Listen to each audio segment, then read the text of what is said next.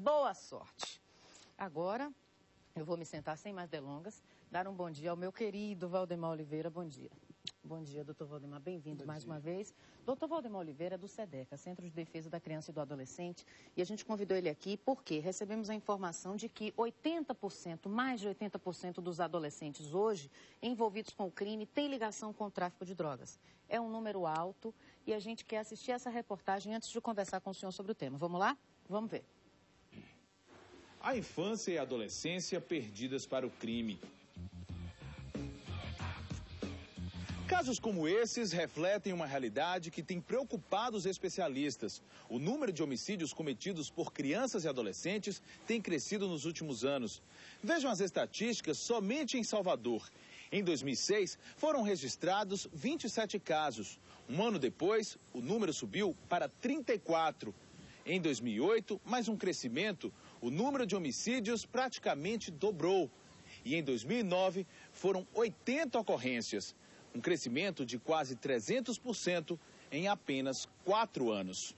Em 2010, houve uma redução com 46 homicídios, mas segundo a responsável pela Delegacia do Adolescente Infrator, esse número pode aumentar com o avanço das investigações, que mostram ainda que em 80% dos casos há relação com o tráfico de drogas. Disputa de ponto de droga é porque alguém comprou e não pagou, ou o próprio traficante pressiona e fornecem armas para que eles matem.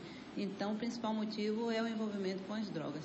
Um dos 6 acusados de participar da morte das adolescentes, Gabriela Alves e Janaína Conceição, torturadas e decapitadas em novembro do ano passado, começou no mundo do crime cedo.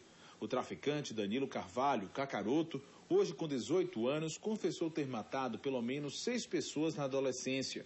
Alguns especialistas defendem que é preciso uma revisão no Estatuto da Criança e do Adolescente para que as medidas socioeducativas sejam eficazes.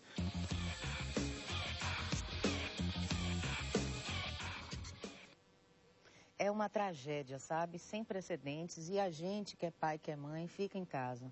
A maioria das pessoas, principalmente que moram em comunidade pobre, fica se perguntando, meu Deus, o que é que eu faço com meu filho? Senhor Valdemar, a que o senhor atribui esse aumento do envolvimento dos jovens com o tráfico? Olha, nós atribuímos ao advento do crack. Esses jovens, esses adolescentes não tinham condições financeiras de bancar, por exemplo, o tráfico da cocaína. Entretanto, o crack é uma droga de baixo poder aquisitivo. Então você adquire qualquer garoto desse com R$100, R$150, ele adquire uma pedra de crack, ele fragmenta essa pedra, quebra essa pedra e ele próprio começa a comercializar. Então, e envolver também coleguinhas, amigos, né? O fato é que o SEDECA tem observado a participação crescente, cada vez mais, de adolescentes e até crianças, meninas de 10 anos, estão na comercialização. Isso é uma coisa grave, é uma situação nova, inteiramente nova, porque o que você tinha antes, né, eram meninos que estavam na droga, eram meninos de 15, 16 anos.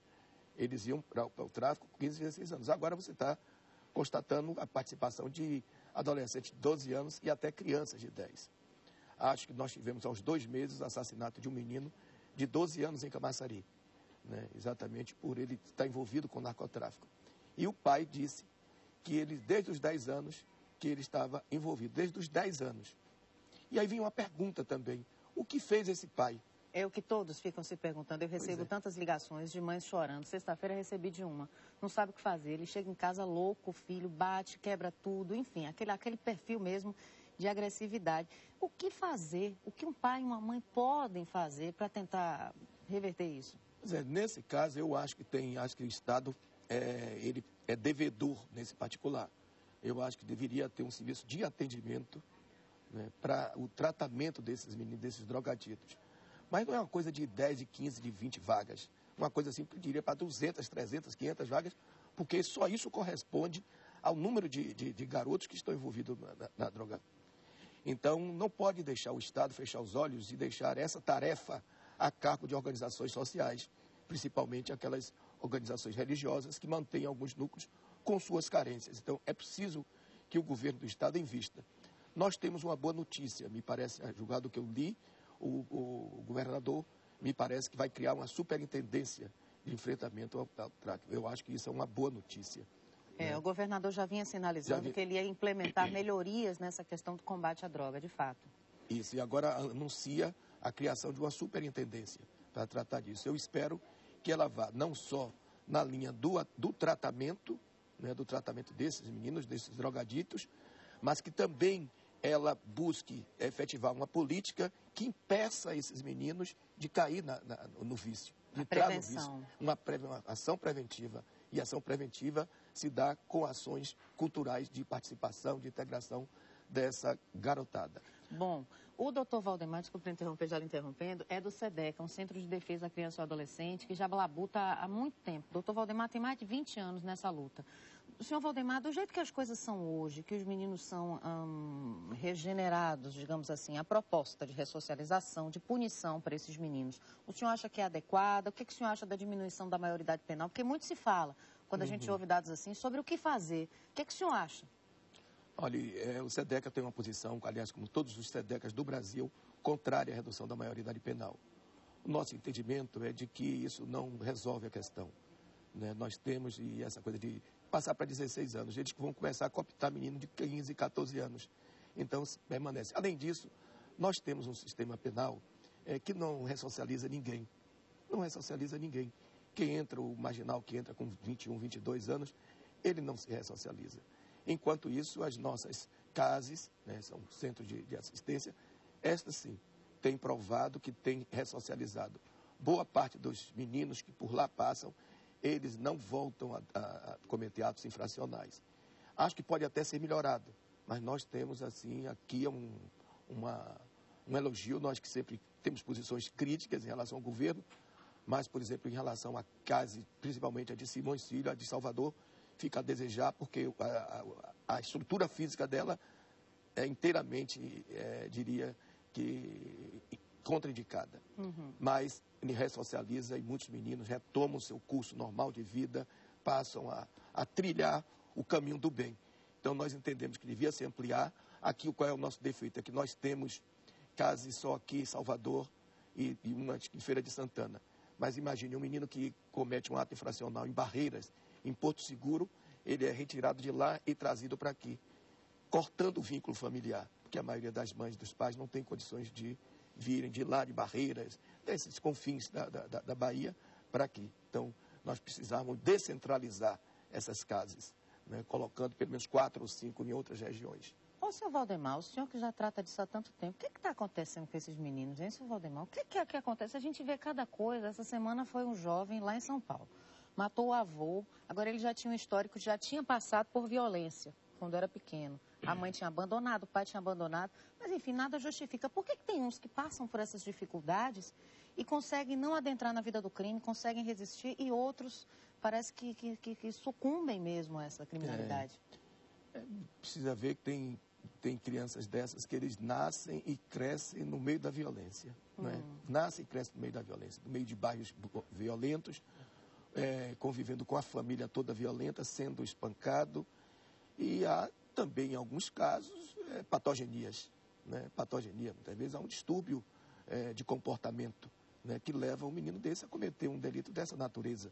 Né? Como tem os assassinos também, né, adultos, e essa coisa se dá também com essas crianças. Agora, eu entendo, né, que a família, ele deveria ter mais cuidado. Nós somos contrários ao espancamento de filhos e tal, mas nós somos contrários também àqueles que criam os filhos com total liberalidade, sem ter nenhum controle, sem ter nenhum limite. Eu acho que ao lado desse envolvimento da droga, e já é uma decorrência disso, há uma falta de limites. É preciso se dar limites. É preciso chegar mais próximo do seu filho. E isso muitas vezes não ocorre. Né? Então se deixa o menino, como se diz, à toa, e aí, evidentemente, ele se torna presa fácil do narcotráfico. Por exemplo, o que é que tem um menino de 10, 12 anos de estar meia-noite na rua? Não pode. Não pode. Esse menino tinha de estar na cama dormindo.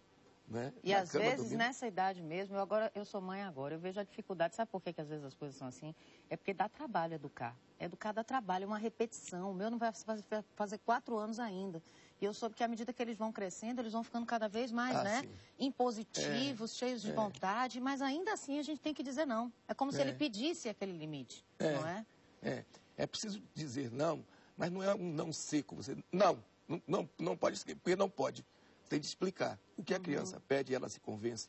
Eu digo isso com a experiência de quem teve 3 filhos e não tive o menor problema com meus 3 filhos. Hoje o caçula está com 26 anos. Confesso que não tive o menor problema. Passei pela chamada aborrecência e não tive nada. Porque eu sempre coloquei limites. Mas eu conversava muito com eles. Eu dizia a eles por que eles não podiam fazer aquilo, por que aquilo estava errado. Então, não é só dizer, não pode. Não pode por quê? Porque não pode. Isso não explica, aí isso não convence o menino, né, ou a menina. E aí ele vai então para o cometimento desses atos. Mas insisto nisso, quer dizer, um combate ostensivo à droga, né, um combate ostensivo aos narcotraficantes. A droga está sendo comercializada abertamente, de dia e de noite, em todos os bairros da cidade. Não há bairro, antigamente você havia a Nordeste Amaralina, Beru e tal. Hoje em dia essa coisa está disseminada na cidade toda.